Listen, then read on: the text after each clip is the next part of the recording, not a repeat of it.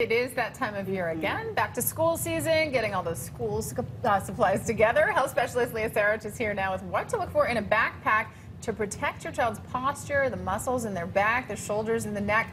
Yeah. I was saying last year when we sent our daughter to kindergarten, they just look so little with these big giant backpacks. I know. So there is actually a way to do this, which is why I spoke with Julia Roberts. She's a Julia Roberts. I wish I did.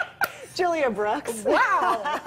Julia Brooks. She's a physiotherapist at the Children's Hospital, and she's great. And so she outlined everything you need to look for in a backpack, including the size and all of that kind of business. Here's what she has to say. Generally, you want a pack that fits between the shoulder and the hips and is generally no wider than their torso. You want to have straps that are thick and wide and have a little bit of padding in them. Ideally, especially in the teenage backpacks, if you can get one with a chest strap and a waist strap, that's ideal. Most kids won't wear them, but if you have them, at least there's the opportunity to wear them. And you want something that has multiple pockets so that you can distribute the weight appropriately. And that's what it's all about. That's Cassie and Elena there. They're so gorgeous.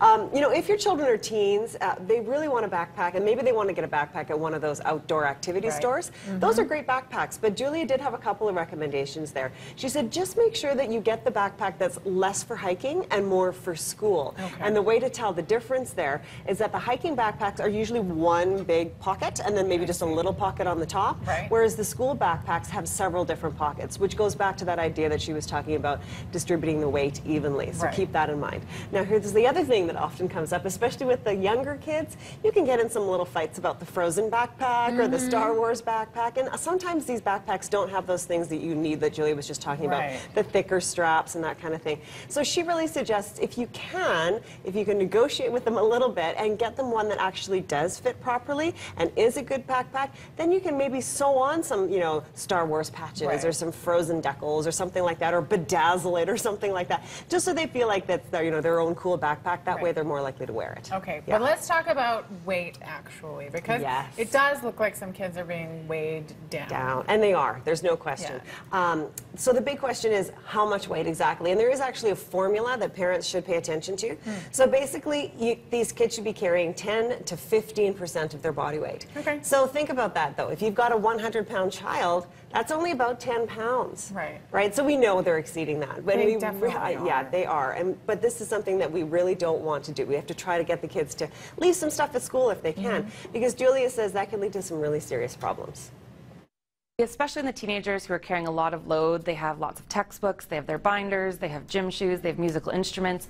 All these things can contribute to the amount of load that they're carrying, especially if they're not packing the load properly.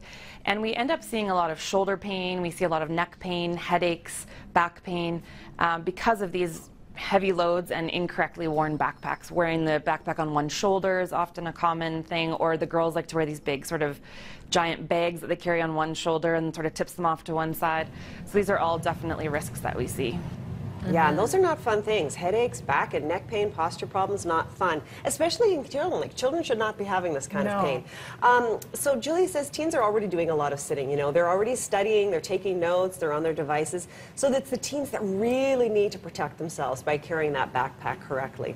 Julia also recommends packing the backpack a certain way, like the girls are doing here in the video. So the heaviest items need to go closest to the back to allow for the core muscles to work most effectively. Then you put the lighter items further away from the body. So that's going to allow you to sort of carry that weight and distribute that weight more evenly and let the core work for you.